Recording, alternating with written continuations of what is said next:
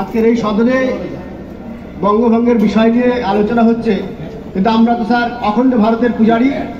সেজন্য আমরা বলি भारत कोई भूमि का टुकड़ा नहीं, एक जीता जागता राष्ट्र पुरुष है।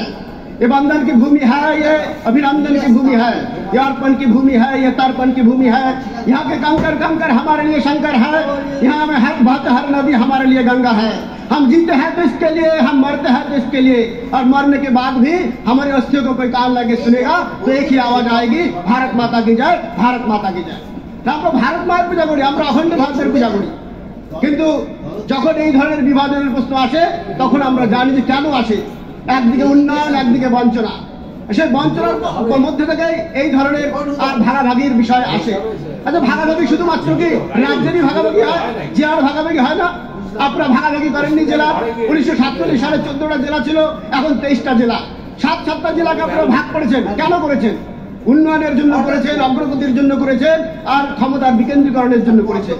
কেন্দ্র যখন স্বাধীন হয় সেই সময়তে 565টা প্রিন্সলি স্টেট ছিল। পরবর্তীকালে যখন প্রভিন্সে আসে 17টা প্রভিন্স ছিল। কিন্তু তারপরে যখন রাজ্য বিভিন্ন গঠন হলো 1947 সালে আমরা দেখলাম যে 11টা রাজ্য এবং 4টা কেন্দ্রশাসিত অঞ্চল হলো।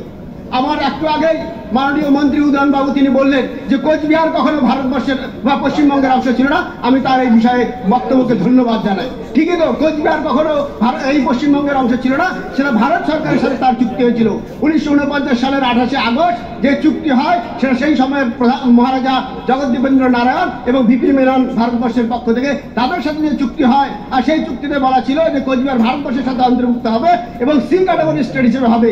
কারণ সেই সময়তে ক্যাটাগরি ওয়াইজ স্টেটগুলোকে ভাগ করা হয়েছিল।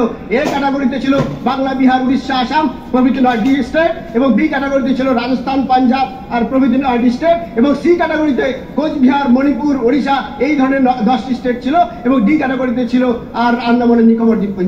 কিন্তু কোচবিহার কখনোই আর আলাদা করে জেলা সেটা কি করে সম্ভব হলো?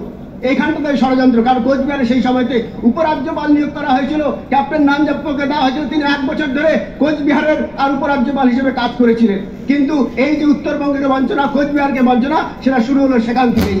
আমার কাছে সংবিধান আছে, সংবিধানের পেপারে দেওয়া আছে সেই সময় 1949 সালের 26শে নভেম্বর সেখানটাতে আর গেজেট অফ ইন্ডিয়ার সাথে দেওয়া আছে সেই সময়তে যে ক্যাটাগরি ওয়াইজ স্টেটগুলো সেখানটা সংবিধানের কপি, এটা সেই সময় গেজেটে প্রকাশ হয়েছে। তারপরে কি করে একটা রাজ্য যেটা কেন্দ্র সরকার সেটাকে স্বীকার করে নিল সি ক্যাটাগরি স্টেট হবে, সেটাকে কি করে জেলায় পরিণত করা হলো? এখানেই পশ্চিমবঙ্গের গভীর ষড়যন্ত্র, রাজনৈতিক ষড়যন্ত্র, সেটা আমরা দেখতে পাচ্ছি। সেই ষড়যন্ত্র, সেই বঞ্চনা আজও চলে আসছে।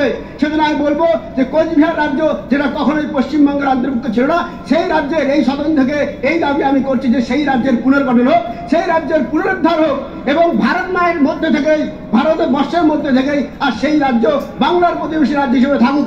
কারণ কোচবিহার রাজ্যের একটা বড় ইতিহাস আছে, সেই ইতিহাস আপনাদের জানতে হবে। কোচবিহার রাজবংশ 450 বছর ধরে, সেই রাজবংশের বিভিন্ন রাজারা 50 জনেরও বেশি রাজা সেখানটা রাজত্ব করেছে। তার আগে কোচবিহারের আগে কামতাপুরে 800 বছরের শাসন ক্ষমতার কথা বলা হয়েছে, কামরূপ রাজবংশের কথা বলা হয়েছে, এবং তারও আগে আর প্রাগজ্যোতিষপুর, বাংলার নাম কোথাও রামায়ণ মহাভারতে নেই, কিন্তু প্রাগজ্যোতিষপুরের কথা সেখানটা বলা আছে। এবং সেই সময়তেও আর এখানকার আমাদের রাজা নরকাসুর, যিনি ইন্দ্রকে পর্যন্ত তার রাজসভা থেকে তাড়িয়ে দিচ্ছিলেন, রাজা ক্ষমতাশালী ছিলেন। তার ছেলে ভাগবত তিনি মহাভারতের যুদ্ধে অংশগ্রহণ করেছিলেন। এগুলো পৌরাণিক কাহিনীতে আছে। সেজন্য আমরা চাই, যে কথা আপনারা বলছেন যে কোচবিহার, যিনি মাননীয় মন্ত্রী মহাশয় একটাকে বললেন যে রাজা ভাত খাওয়া কোথায় যাবে, এটাও আপনি শুনে রাখুন যে রাজা ভাত খাওয়া কখনো পশ্চিমবঙ্গের অংশ ছিল না। কারণ কোচবিহার মহারাজাদের ছোট শরীর, কোচবিহারের যে মহারাজ বিশ্বসিংহ, তার ভাই শিষ্যসিংহ, তার আমল ছিল বৈকুণ্ঠপুরের রাজত্ব, যেটা কোচবিহার, আলিপুরদুয়ার এই সমস্ত এলাকা নিয়ে রয়েছে। আর সেই এলাকা ছিল রাজাভাতকা, সেটা সেই রাজাভাতকা কখনো পশ্চিমবঙ্গের অংশ ছিল না।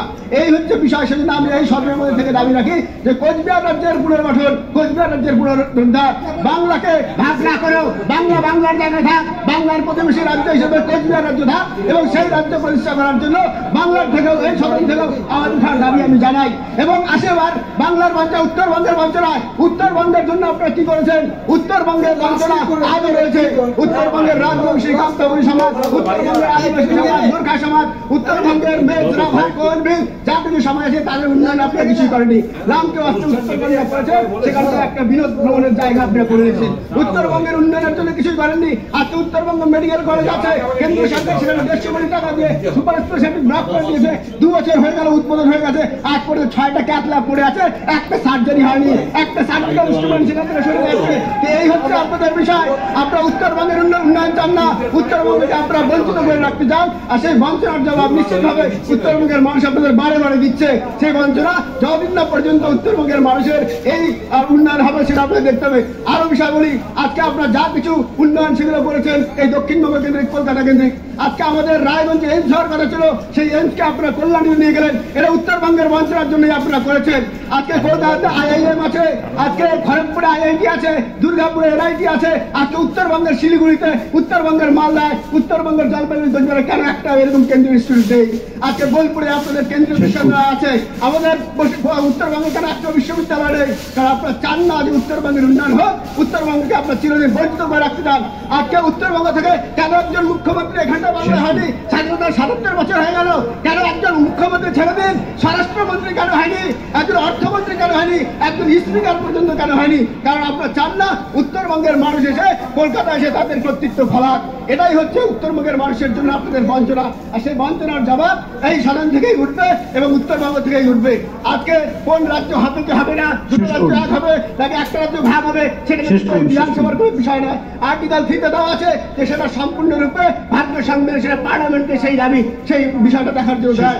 আর এইভাবে ভারতবর্ষে অনেকগুলো ছোট ছোট রাজ্য হয়েছে, ঝাড়খণ্ড হয়েছে, ছত্তিশগড় হয়েছে, তেলেঙ্গানা হয়েছে, কিন্তু আমাদের এই রাজ্যে এই ধরনের হয়নি। ধন্যবাদ।